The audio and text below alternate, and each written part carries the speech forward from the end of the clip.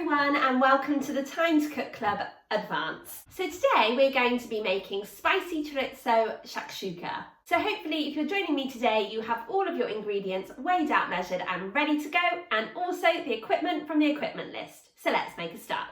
So the first thing we need to do is we need to prepare our half an aubergine. So to do this we need to cut off the top of the aubergine like so, and then we need to chop it in half. Okay, and then chop it into small cubes. So I'm gonna half it again and then lay it cut side down on my chopping board and just chop it into slices and then into cubes, like so, okay? So join me back here when you have cut your aubergine into small cubes and I'll tell you what to do next. Okay, welcome back guys. So hopefully by now you have chopped your aubergine into small cubes. So the next vegetable we need to prepare is our onion, and we're going to chop that into small slices as well. Okay, so we're just cutting all the kind of flesh off of the onion. I'm not peeling the skin off yet, and then I'm just going to peel the skin off now, okay, before chopping the onion into slices and then into cubes like so.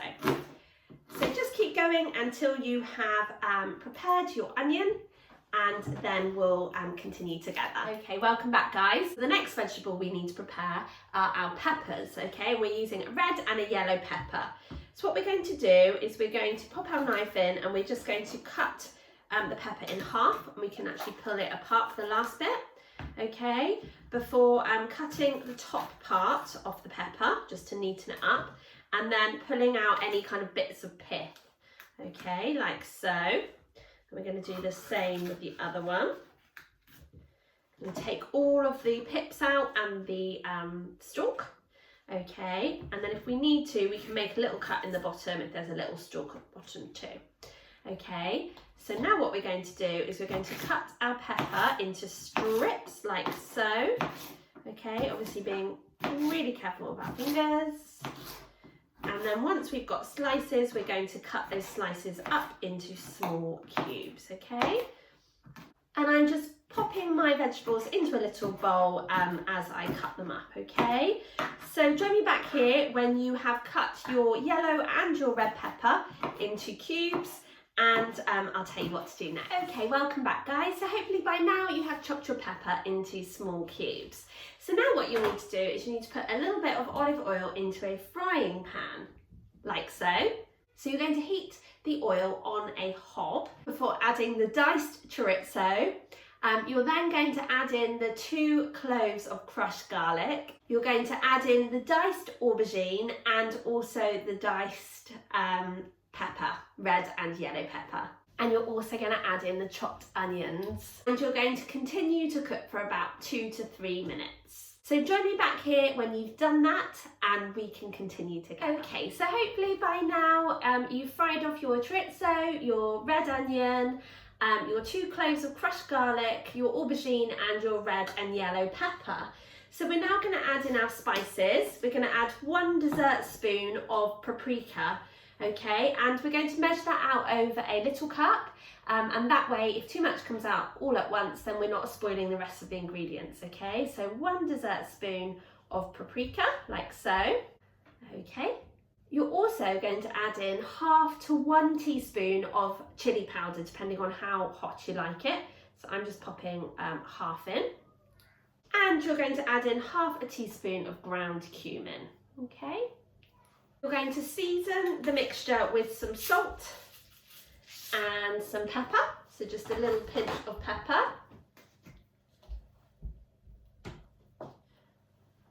Like so.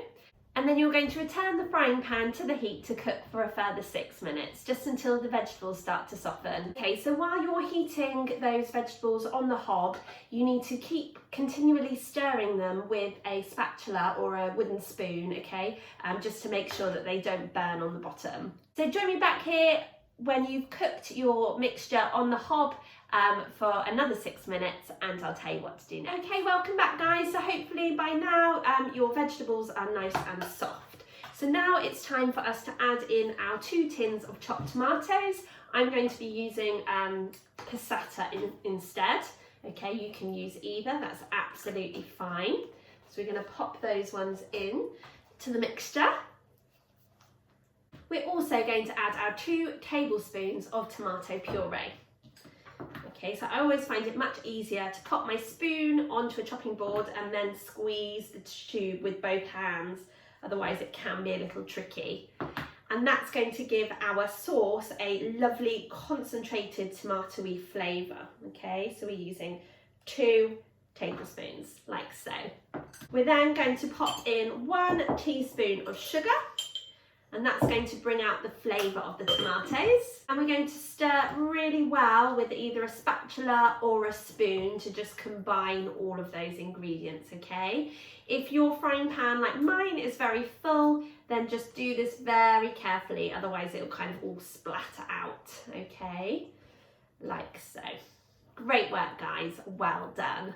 Now, you're going to reduce the heat on your hob and you're going to continue to cook the ingredients for another 15 to 20 minutes until your sauce has thickened up. What you also need to do now is you need to go and preheat your oven to either gas mark 6 or 200 degrees or 180 degrees if you're using a fan oven. So join me back here after 20 minutes and we can continue together. Okay, welcome back, guys. So hopefully by now your ingredients have all cooked together and are nice and soft and your sauce is lovely and thick. So now what you need to do is very, very carefully, because obviously your frying pan will be boiling, you need to transfer that mixture into a oven dish or an oven tray, okay, like so.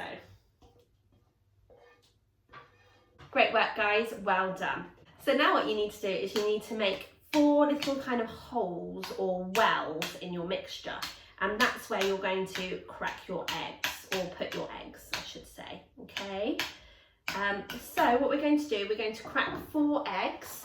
Okay, I'm going to crack them into a bowl first before kind of pouring them into those little holes. And we're using 4 large eggs today, okay? So just crack them in a bowl and that way you can see that the egg looks okay and there's no shell, okay? So if your hole's kind of filled in, you might need to make your well or your hole again, okay? Do another one.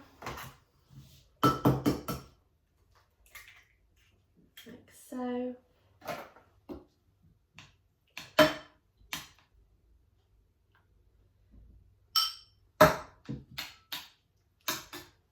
another one.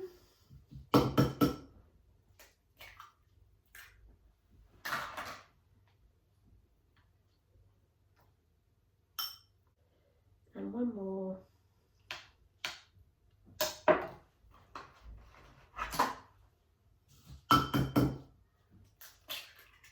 Okay, great work, guys, well done. Okay, so I'm just going to pour that one in there. Now, if you have any egg on your hands, you do need to go and wash your hands now. Okay, so now what you need to do is you need to go and pop your dish into the oven to cook for between 8 to 12 minutes, depending on how you like your eggs.